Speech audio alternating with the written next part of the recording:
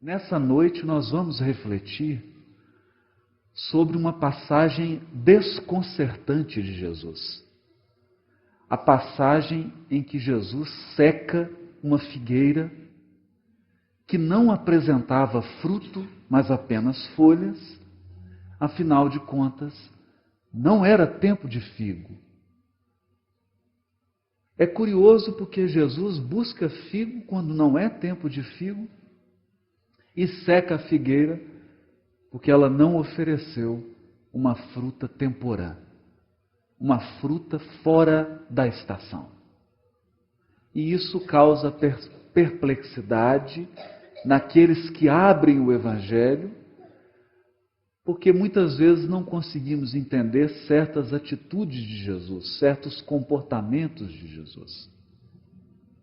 É preciso dizer, parafraseando a letra do Gladson na música do Tim, que o Evangelho é o compêndio do silêncio, do ensino e da paz. Jesus não transmitia o seu ensinamento espiritual apenas quando falava, mas sobretudo quando agia.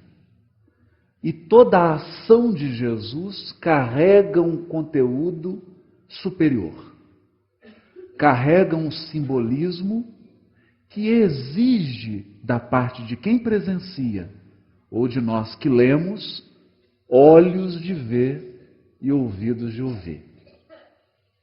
Emmanuel chega a dizer em um dos seus livros que comenta o Evangelho, que Deus não manifesta propósitos a esmo. Porque se o Criador é o Todo-Poderoso, todos os seus desejos se realizam.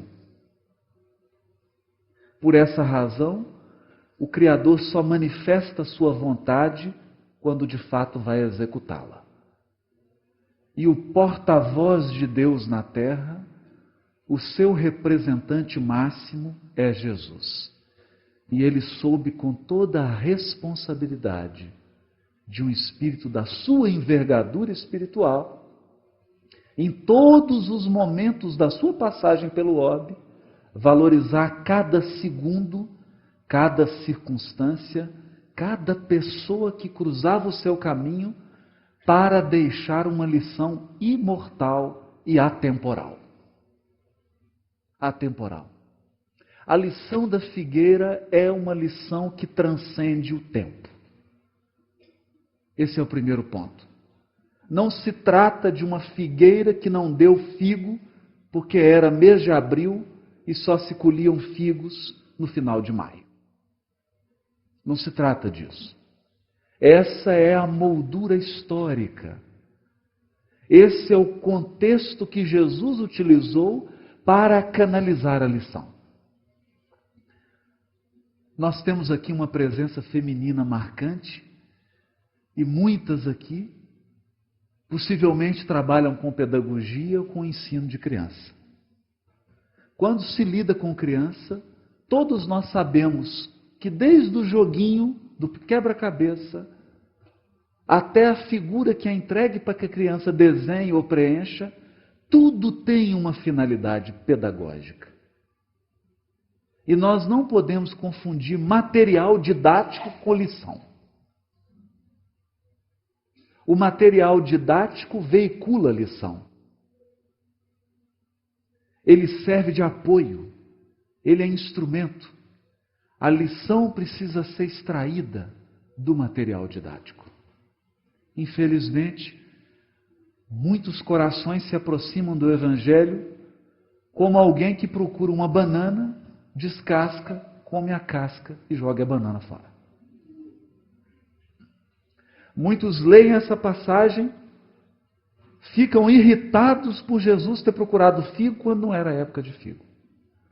E ficam profundamente decepcionados com Jesus por ele ter secado a figueira. Alguns projetam as suas emoções na figura do Cristo. E imaginam um Jesus irado, rancoroso e magoado porque estava com fome e não conseguiu colher figo. Mas, na verdade, tudo isso é material didático para o espírito imortal.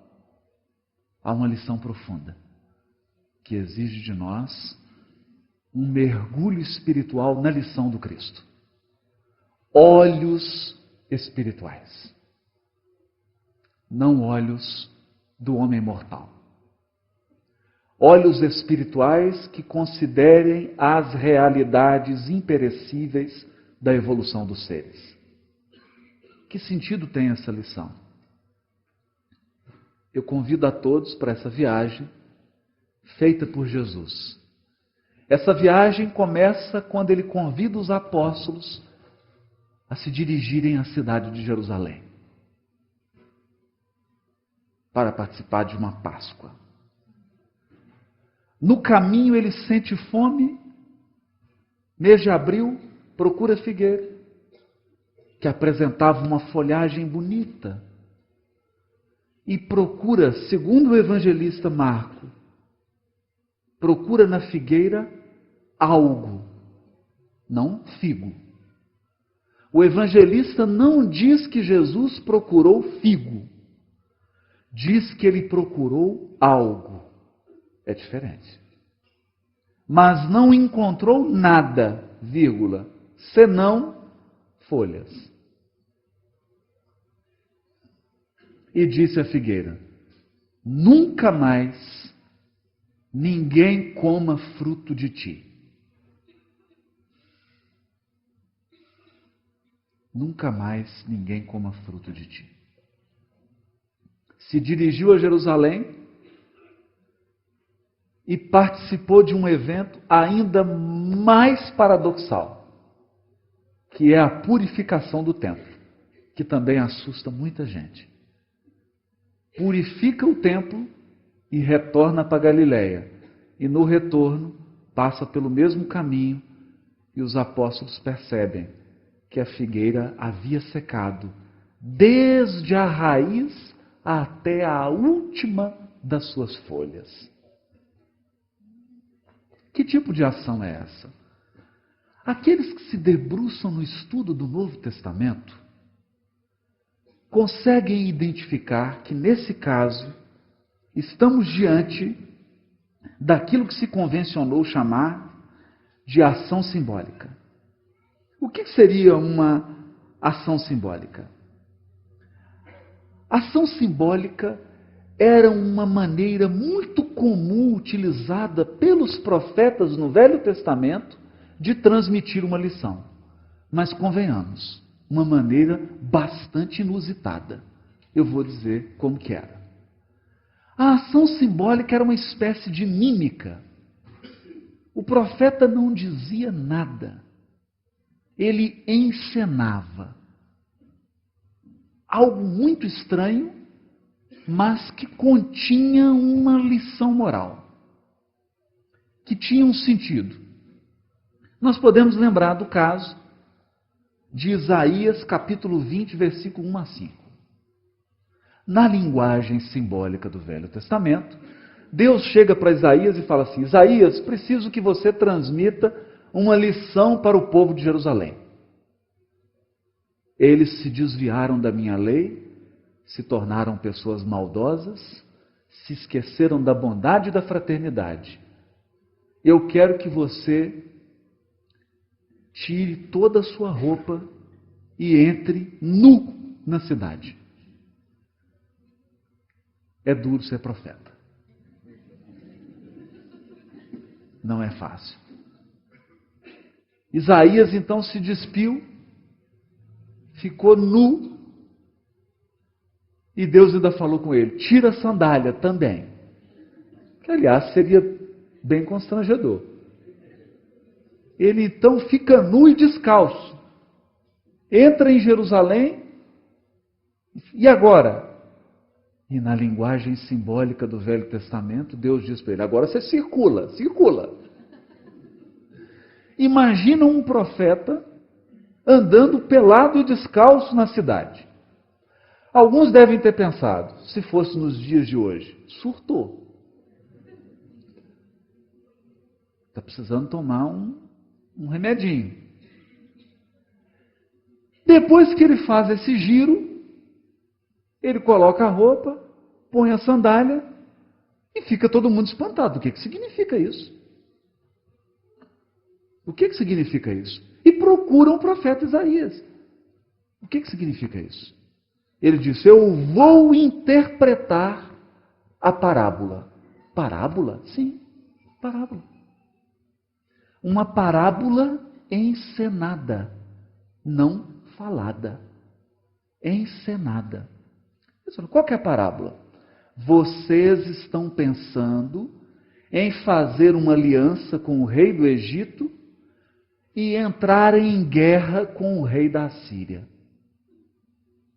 E o recado para vocês é o seguinte: se vocês fizerem isso, vai ser uma tragédia.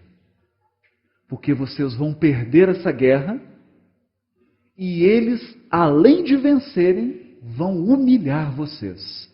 Vão obrigar todos os guerreiros a andarem nus pela cidade de Jerusalém. Qual foi a decisão? Falaram: então não vamos fazer guerra, vamos esquecer disso. Ouviram a lição. Ação simbólica. Temos um outro exemplo, esse bastante curioso. Está em Jeremias capítulo 19, versículo 1 a 11. Na linguagem simbólica do Velho Testamento, Deus chega para Jeremias e fala: Jeremias, eu quero que você compre um vaso de cerâmica bem bonito. Ele pensou assim: que beleza. O Isaías ele pediu para ficar nu, para mim é só para comprar um vaso, estou ótimo. Saí no lucro. Comprou o vaso de cerâmica. Falou: agora você vai lá no templo, no átrio dos gentios, vai jogar esse vaso no chão e vai pisar com o pé, mas tem que ficar tudo quebrado em pedacinho pequenininho, estraçalhado. Você entendeu, Jeremias? Entendi. E o que significa isso? Aí ele explicou para ele o que significava aquilo. O Jeremias comprou o vaso, foi até o templo de Jerusalém, quebrou, pisou, despedaçou o vaso, e todo mundo olhando para ele, falando assim: não está bem. Jeremias já era um pouco exaltado de natureza, só que ele entusiasmou. Jeremias entusiasmou, extrapolou um pouquinho no cumprimento do dever. Ele falou: quer saber? Eu agora vou explicar, mas vou explicar lá na porta que não pode entrar. E entrou numa área restrita a sacerdote. Aí eles prenderam Jeremias. Falaram: o que você está fazendo isso? O negócio é o seguinte: vocês se desviaram da lei, se desvirtuaram. Esse vaso quebrado significa que Jerusalém será invadida e todos serão levados cativos. Ficou 4 dias preso. Ação simbólica. É interessante, não? Mas agora eu vou contar uma que essa é constrangedora. Se alguém ficou com pena do Isaías, vocês não viram o Ezequiel.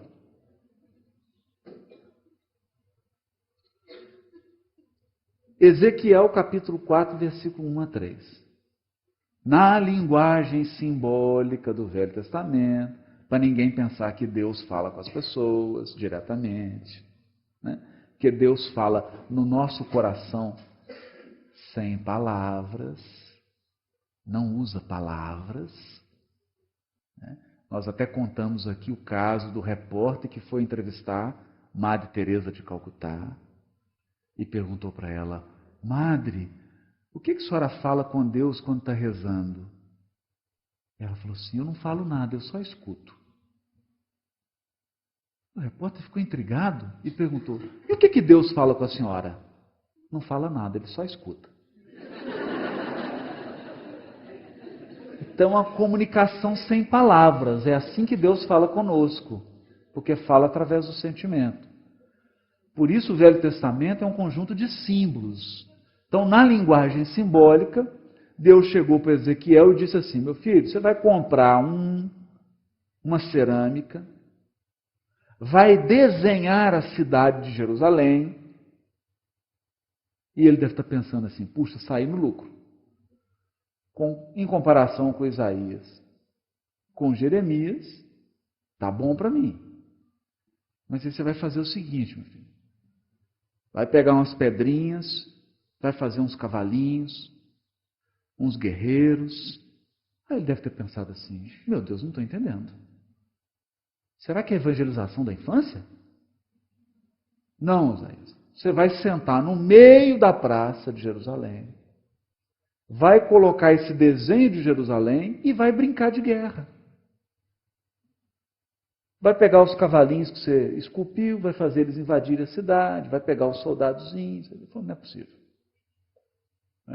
Foi aí que surgiu aquele joguinho, Wars, de guerra, inspirado no profeta Ezequiel. E o Ezequiel ficou brincando e o povo pensou assim, ou ele não teve infância, ou ele está tendo uma regressão.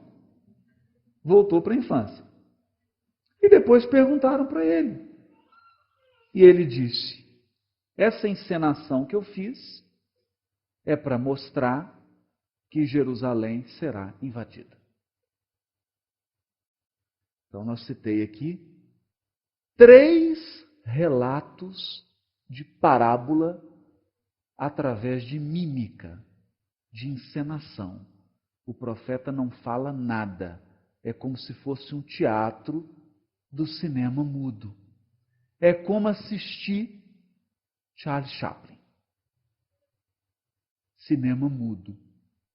Você vê e interpreta a ação. Eu selecionei aqui 20 casos para contar. Mas como nós não vamos poder ficar até 00:30, eu vou me ater a esses 3 exemplos do Velho Testamento.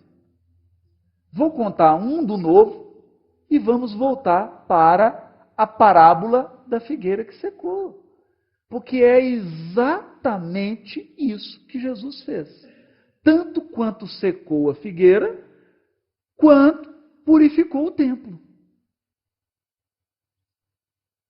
São ações simbólicas em que Jesus não falou nada, agiu e há um sentido profundo nessa sua ação.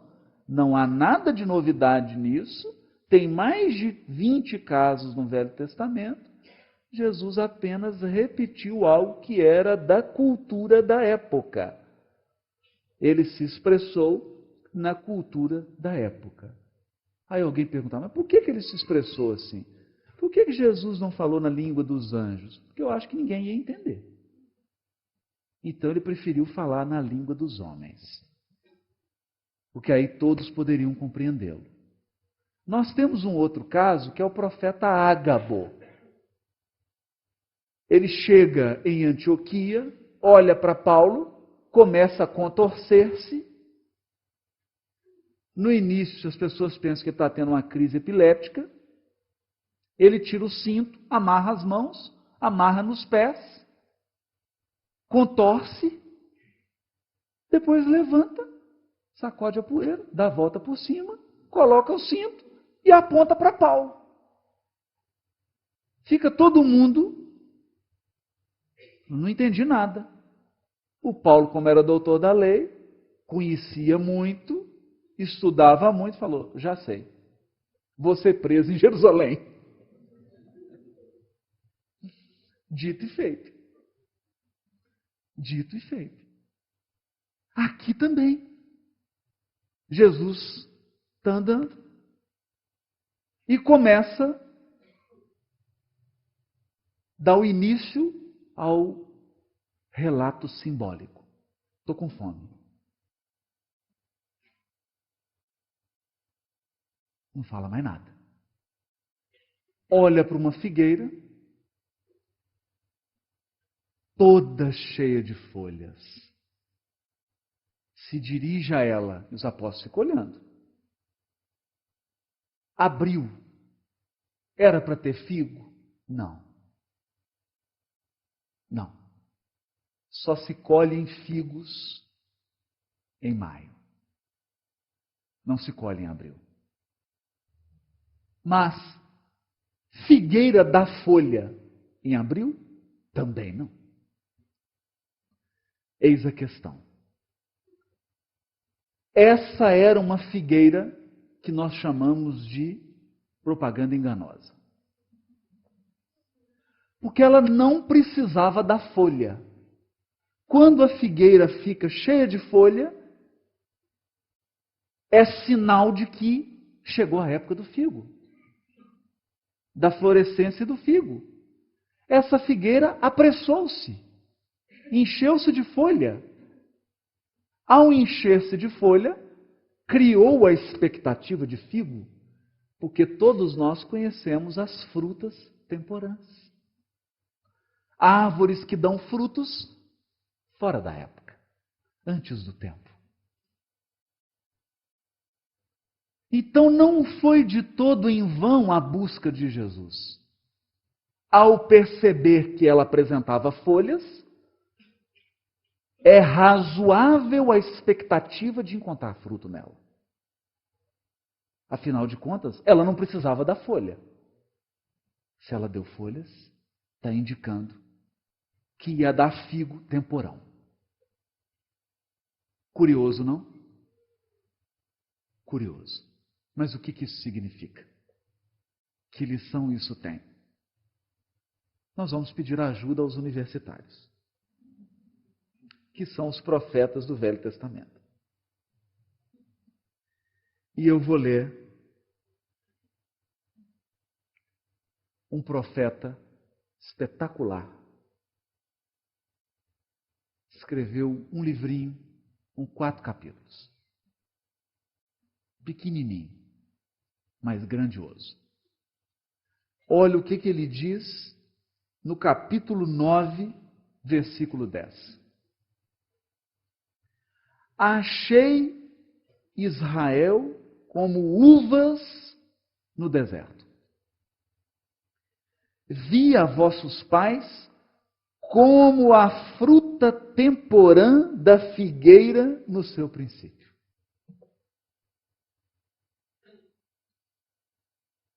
Comparou o povo hebreu a figo temporão na figueira. Portanto, a figueira no Velho Testamento é o símbolo do povo que recebeu a primeira revelação, a revelação da justiça. A figueira e a videira representam o povo hebreu. Esse é o símbolo. Só que aqui o que o profeta está dizendo? Mas eles foram para Baal Peor e se consagraram a coisas vergonhosas e se tornaram abomináveis. Ou seja, tem um problema aqui. A árvore que teria a função de dar uva, de dar figo, falhou no seu projeto.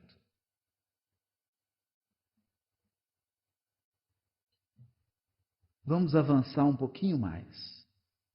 Vamos pedir a ajuda de um outro profeta.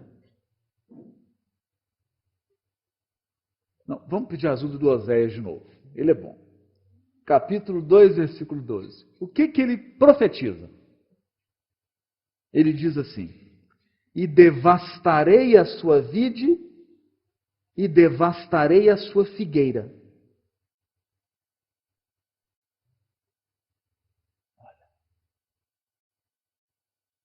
Está falando sobre o povo hebreu. Vamos ter dúvida? Essa aqui é extraordinária. Essa aqui é extraordinária. E agora a gente vai entender por que Jesus fez essa encenação simbólica. A encenação simbólica de Jesus está conectada a uma profecia de Miqueias, capítulo 7, versículo 1. Olha o que ele diz. Só que Miqueias escreveu centenas de anos antes de Jesus.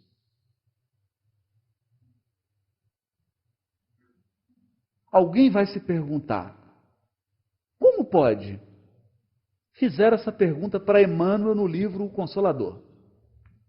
Os profetas do Velho Testamento dão a impressão de serem diretamente inspirados pelo Cristo. E o Emmanuel respondeu, isso, é isso mesmo. Os profetas do Velho Testamento eram diretamente diretamente, não é indiretamente, não. Diretamente inspirados pelo Cristo.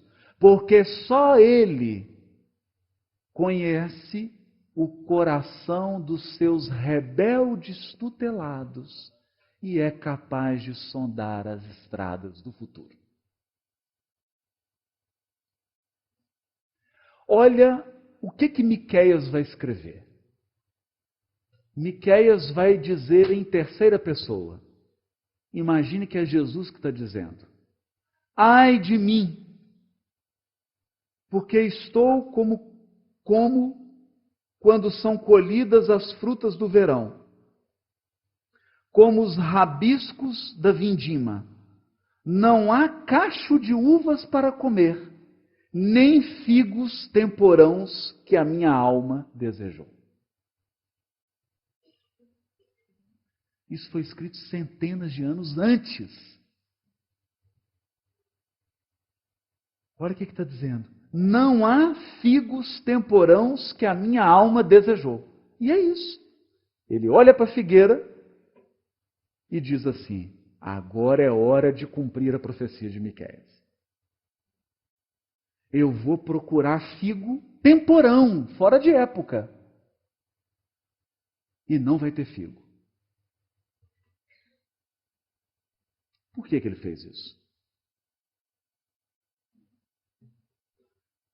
Essa ida de Jesus a Jerusalém é a ida que precede a crucificação dele. Eu gostaria de pedir uma gentileza a todos. Coloque-se no lugar de Jesus. Você tomou posse, com uma cerimônia toda especial, como governador do planeta Terra. Governador espiritual do planeta. Uma cerimônia bonita, você tomou posse. É igual aquele filme lá do Jim Carrey, o Todo-Poderoso. Você agora vai ficar por uma semana no lugar de Jesus. Uma semana só. Só que no caso dele, ele preparou um povo durante 1000 anos. 1000. Enviou centenas de missionários. Não foi 1, 2, 3, 4, 5. Foram centenas. Quando chegou o momento, ele disse: agora é a hora de eu ir em pessoa.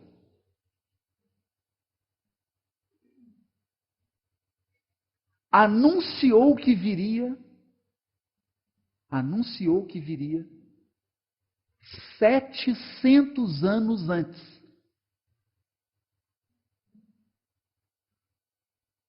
E não anunciou uma vez só, não. Ficou anunciando durante 700 anos. Ele disse: estou indo, estou chegando. Quando ele chega, não tem lugar na hospedagem para ele. Não fizeram a reserva no hotel.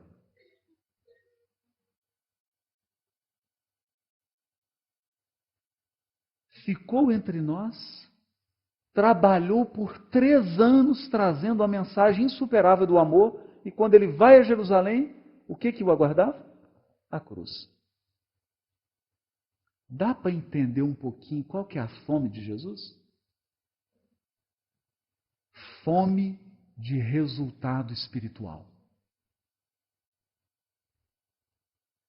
Fome semelhante àquela que tem a professora que dedicou 10 anos ensinando uma criança.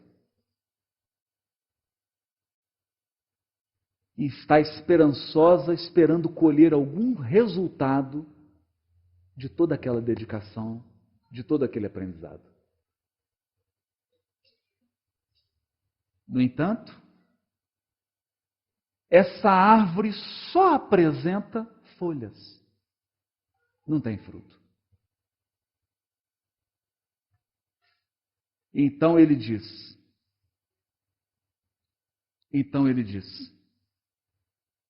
nunca mais ninguém coma fruto dessa figueira. E mais adiante ele vai dizer que será tirado dessa nação e a missão será entregue a outra nação. Está lá. Será tirado de lá e será entregue a outra nação. No livro Brasil, Coração do Mundo, Pátria do Evangelho, o que ele diz para Eliú? Eliú, pretendo transplantar a árvore do meu Evangelho para cá. Árvore do meu Evangelho. Por que árvore? Por que árvore? Porque árvore é o símbolo do ser humano. E árvore é o símbolo das coletividades. Vamos ver? Vamos. No Salmo número 1, está dito assim: bem-aventurado é o homem que não anda segundo o conselho dos ímpios, que não se detém no caminho dos perversos, que não se assenta na roda dos escarnecedores. Antes, ele tem prazer na lei de Deus. Medita nela dia e noite. Ele será como a árvore plantada junto ao ribeiro. Árvore plantada junto ao ribeiro. Uma árvore que está recebendo irrigação. E quando na lição do Evangelho de Mateus ele diz assim: conhece-se a árvore pelos seus frutos. Nós conhecemos a árvore pelos frutos. Portanto, todo indivíduo e toda coletividade é árvore. Pode parecer muito simbólico. Allan Kardec acabara de codificar o Espiritismo no Livro dos Espíritos. Concluir o trabalho. E pede aos espíritos superiores, coordenados pelo Espírito de Verdade, uma mensagem para abrir aquela obra magistral. Por coincidência, abril de 1857. Mês de abril. Não era tempo de figo, não era tempo de uva.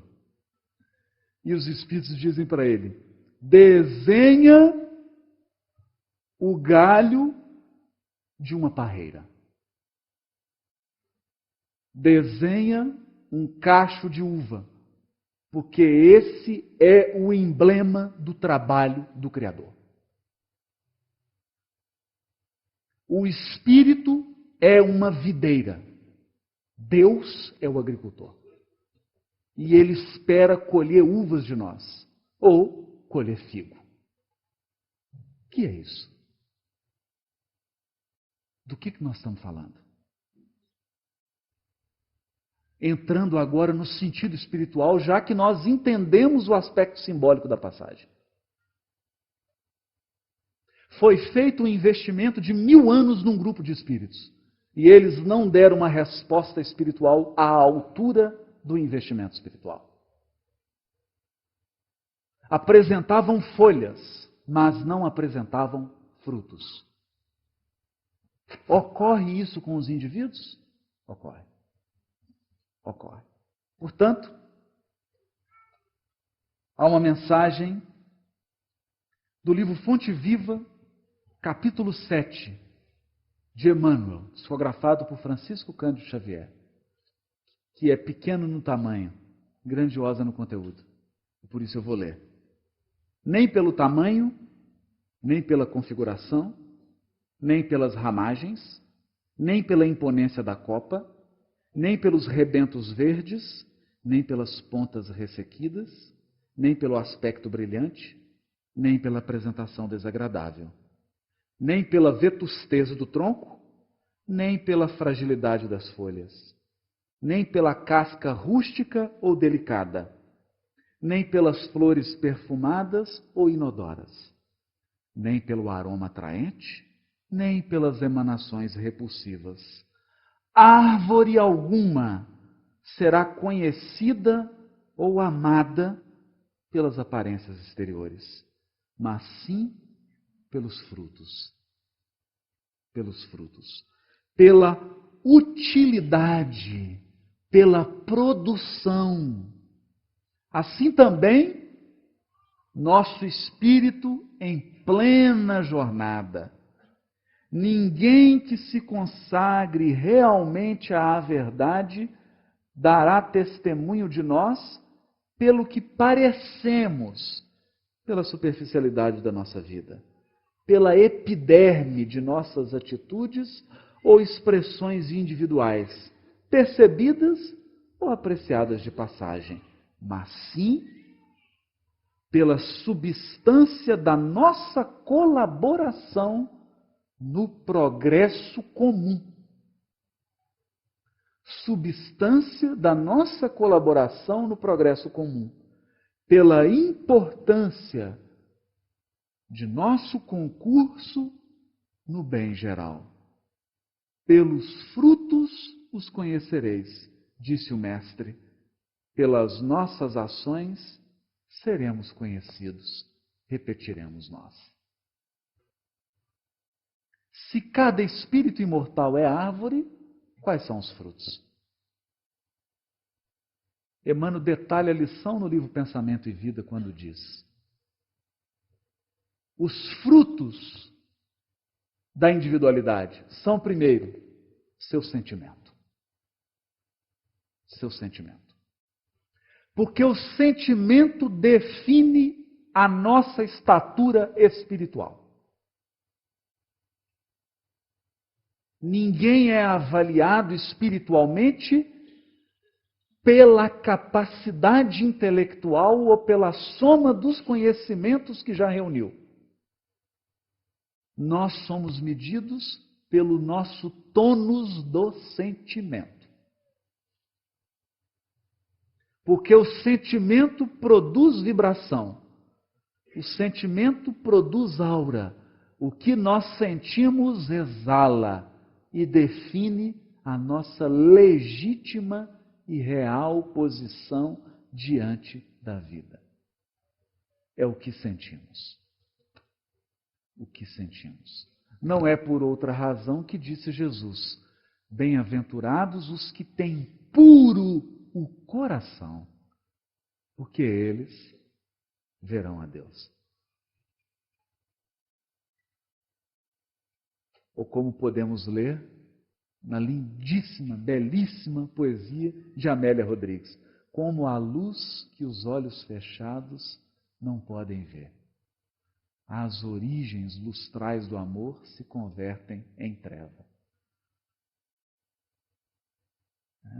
E aí prossegue. Limpar o coração, fonte do sentimento, para ver a Deus.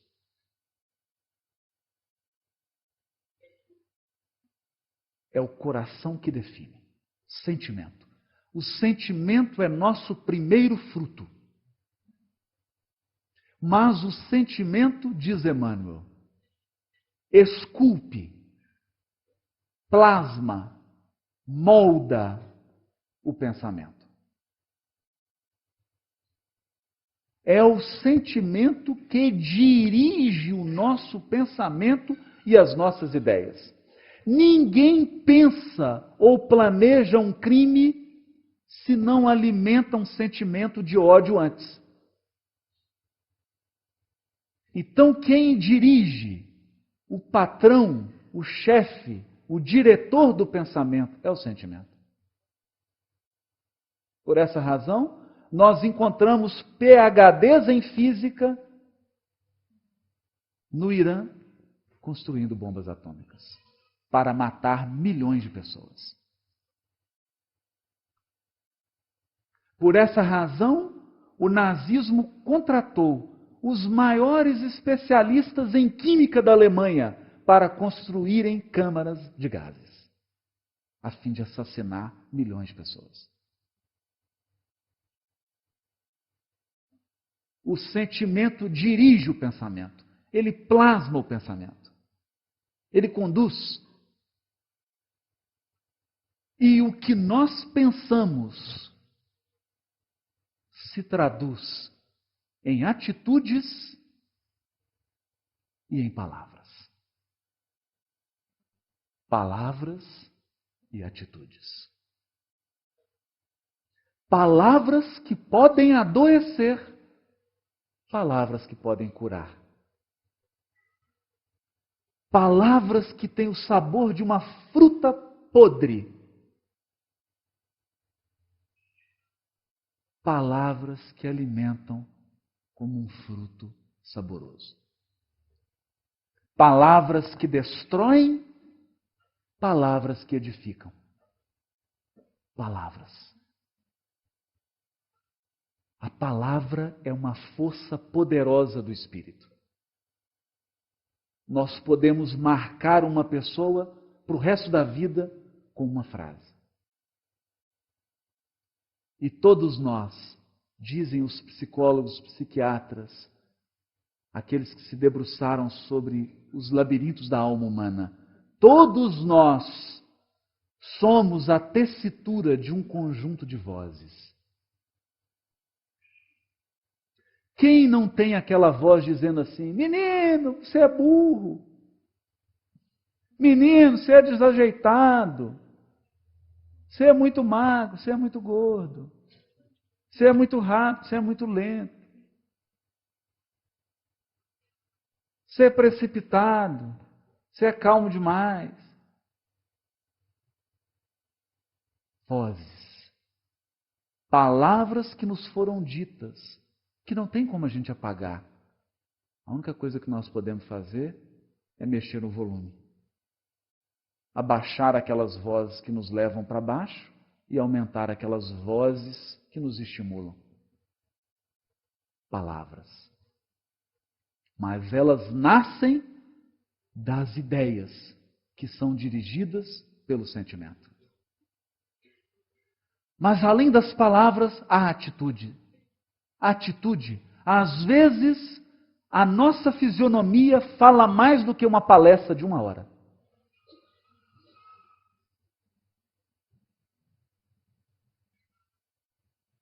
Pela maneira como alguém lhe sorri, você sabe se é bem amado ou não.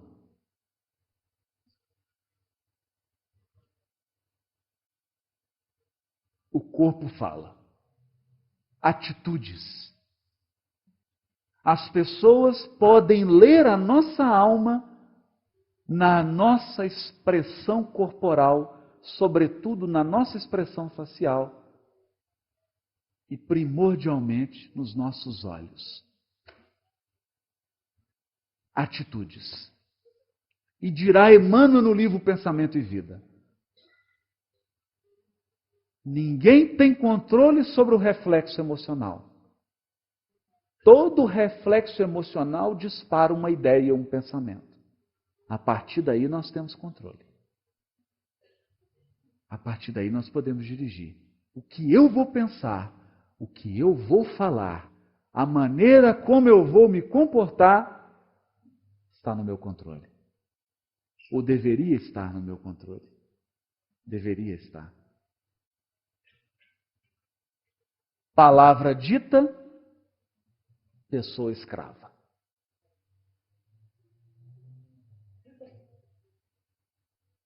Tanto que há uma belíssima poesia num livro de uma protestante, chamado Palavra de Deus, Palavra da Gente, que ela diz assim: muito vence quem se vence.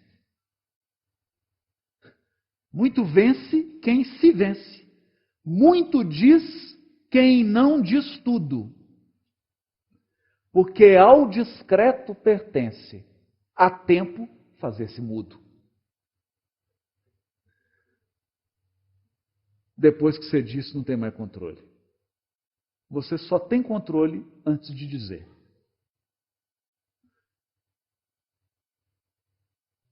expressada a palavra ou expressada a atitude, diz Emmanuel, alongam-se os fios geradores das causas. Nascem as ações que vão compor a tessitura do nosso destino. Destino. Por quê? Porque fruto carrega semente.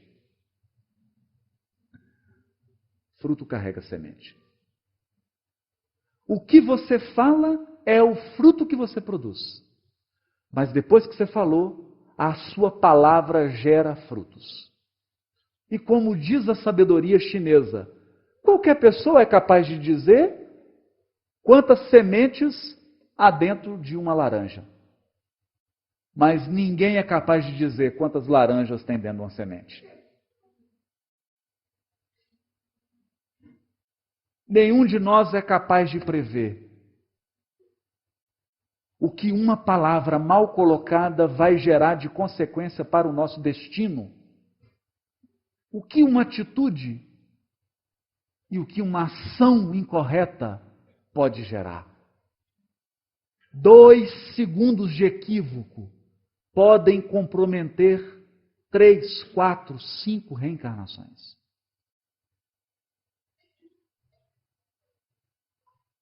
Dois segundos podem representar 1000 anos de resgate.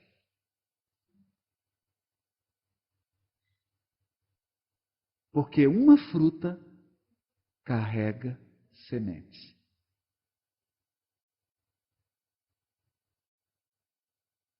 A importância de vigiar. E as árvores são conhecidas pelo fruto. Pelo fruto. Aqui nós temos a sabedoria de Allan Kardec no livro Viagem Espírita.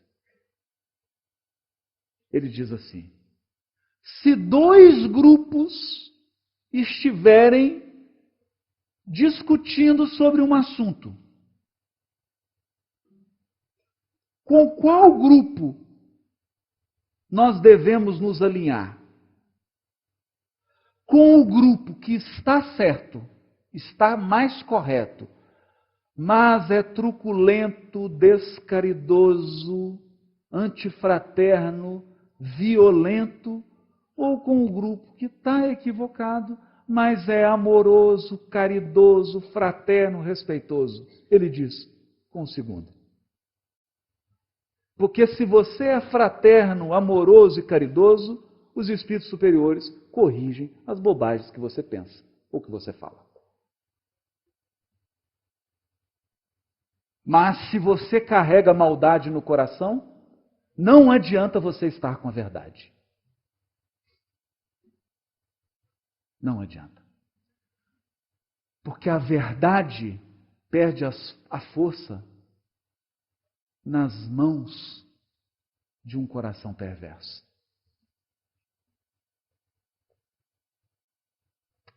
Eis o ponto. Eis o ponto. Isso nos faz recordar o caso inusitado vivido por Chico Xavier no pequenino grupo espírita da prece. O Chico atendia para lá e para cá como de praxe. Chega uma senhora, dá 3 tapas no rosto dele e fala: seu sem vergonha, entra agora naquela sala de passe e me dá um passe. A tarde inteira que eu estou te procurando. E o Chico, atordoado, vê o Emmanuel do lado dele e fala: Emmanuel, não tem condição de dar passe. Como é que eu vou dar passe nela? As marcas do dedinho estão no meu rosto ainda. O senhor não acha que eu tenho razão? Ele fala assim: meu filho, você tem razão, mas ela tem a necessidade. Você tem a razão, mas ela tem a necessidade. E o Chico entrou e deu o passe. E é como diz o ditado popular: você quer ser feliz ou quer ter razão?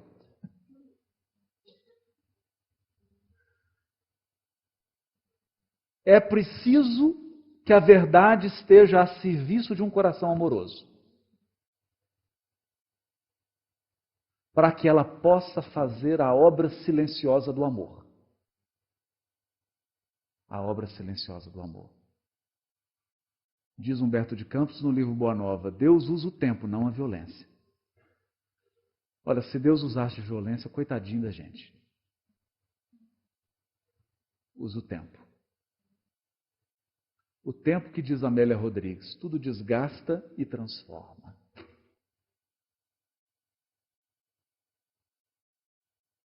É assim que nós devemos avaliar o fruto. O fruto, não a aparência.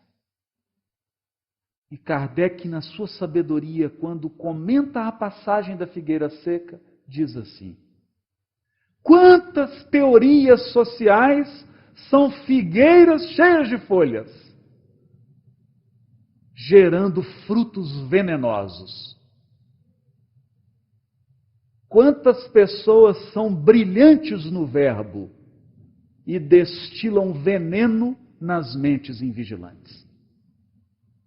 Quantos livros têm a capa bonita, mas provocam tragédias? Afinal de contas, o nazismo começou com um livro chamado Minha Luta, escrito por Hitler.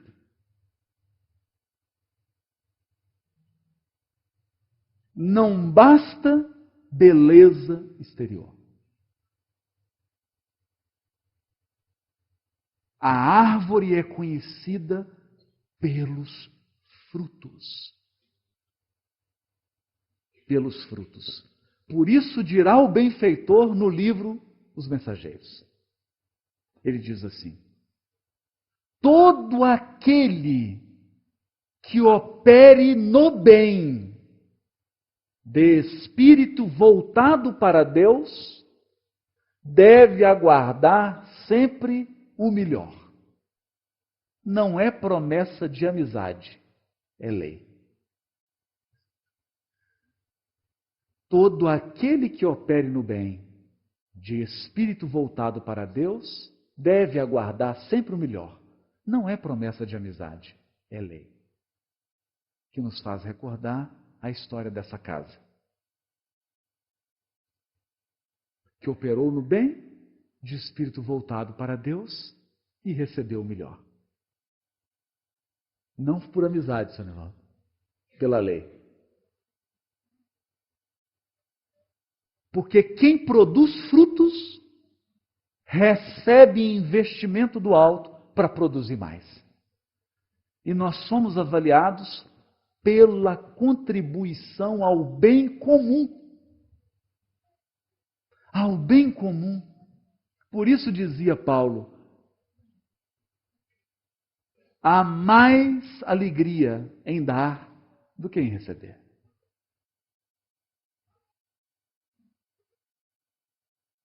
Do que em receber. Quem distribui palavras de incentivo está cercado de simpatia. Quem distribui alegria e sorriso não vive só.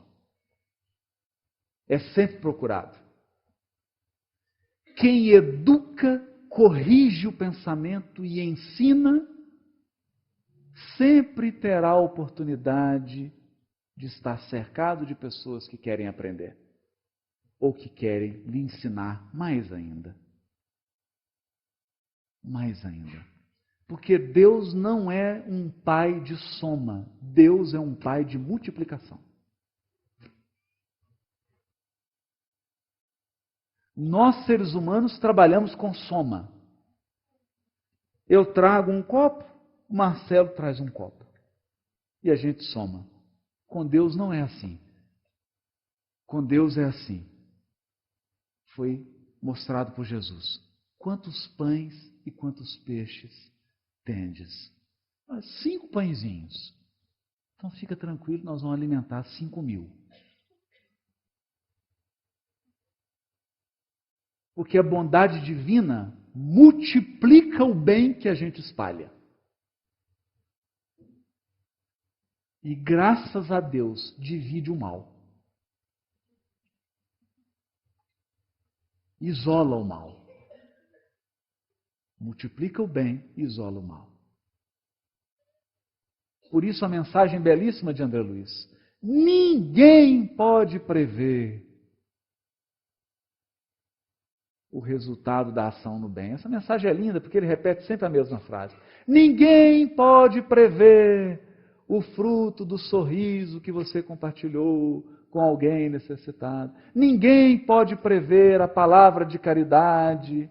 Ninguém pode prever o tamanho da colheita no bem.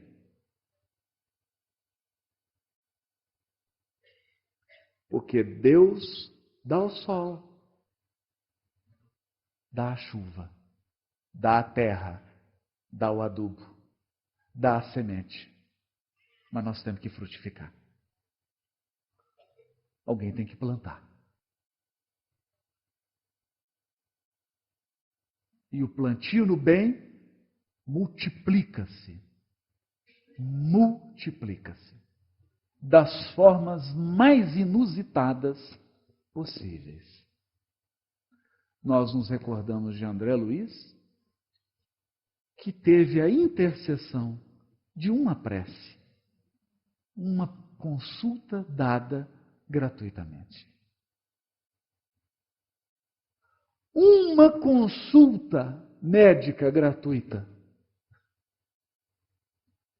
foi a intercessão para que ele fosse resgatado do umbral.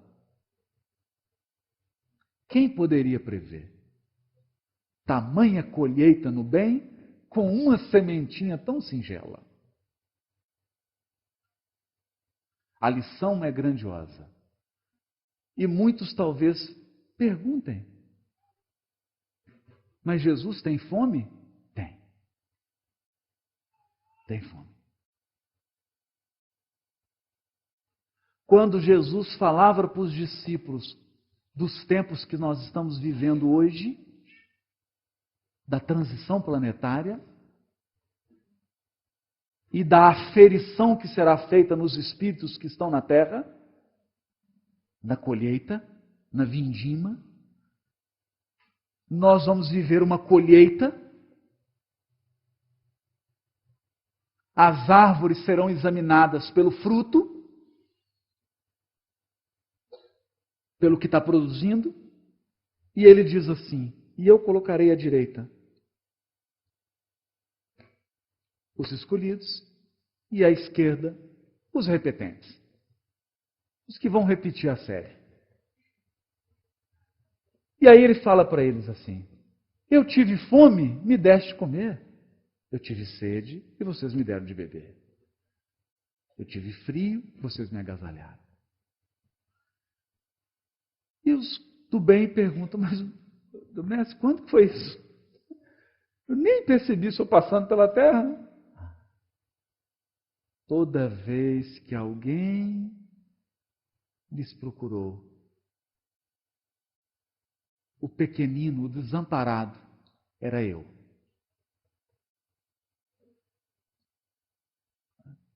Então a pessoa entra aqui na casa espírita hoje, talvez tenha alguém aqui, encarnado ou desencarnado, ou entra amanhã, entra nessa casa aqui, deprimido, vivendo uma situação para a qual não tem força psíquica para reagir. Está prestes a entrar num quadro de depressão.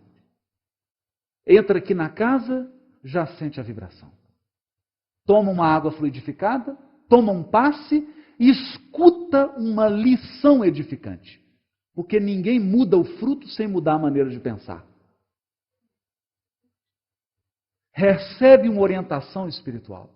Recebe um acolhimento dos trabalhadores.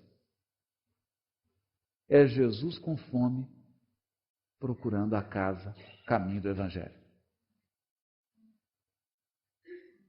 Ou às vezes, é você apertado, com o prazo, e liga aquele parente difícil.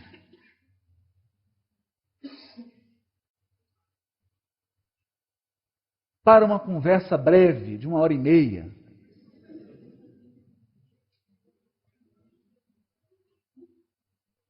e você supera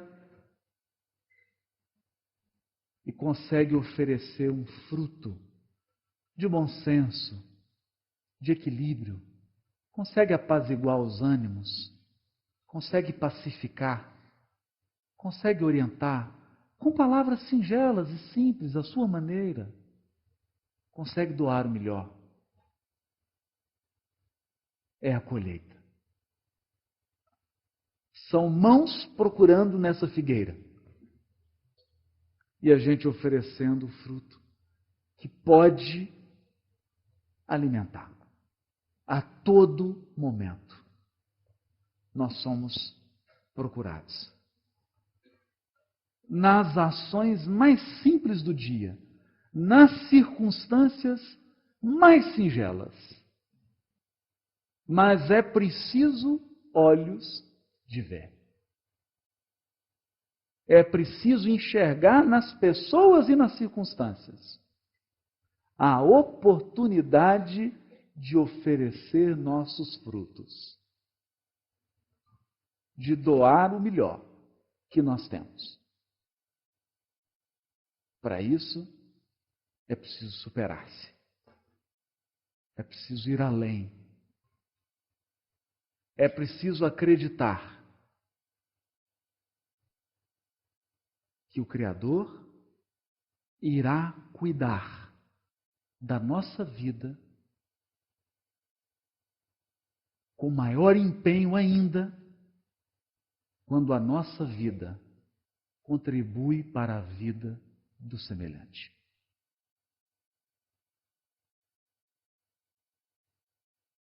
Por essa razão, os Espíritos não cansam de advertir que a maior chaga da humanidade é o egoísmo.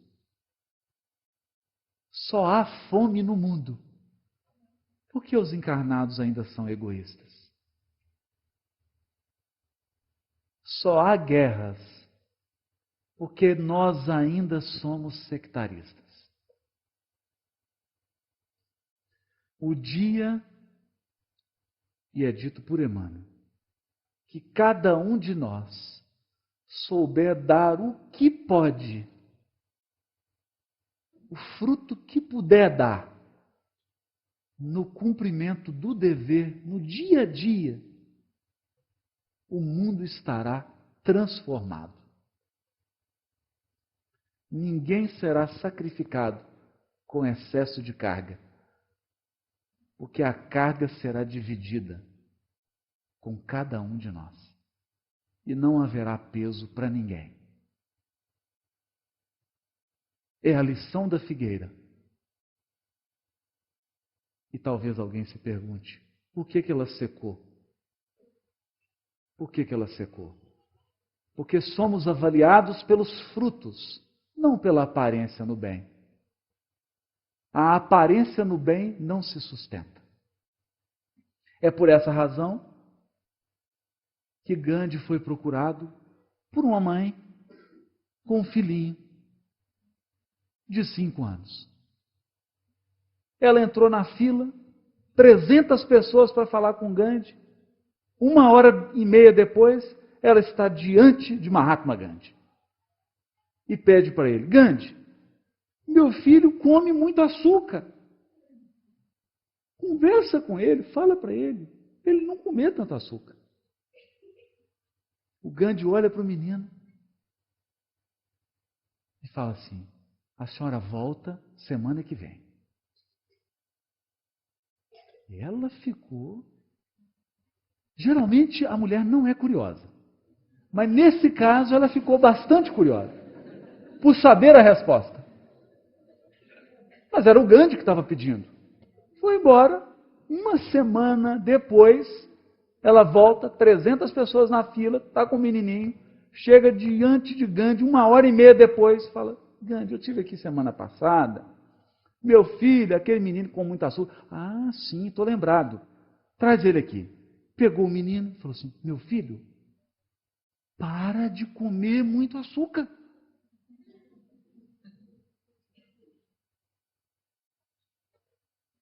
Só isso? Só, minha filha, só. Geralmente a mulher não é curiosa, mas nesse caso ela ficou um pouquinho curiosa. Ela falou assim, mas por que o senhor esperou uma semana para dizer isso com o menino? E ele disse assim, eu vou te contar. Há uma semana atrás, eu comia muito açúcar. Boa noite para todos. Muito obrigado.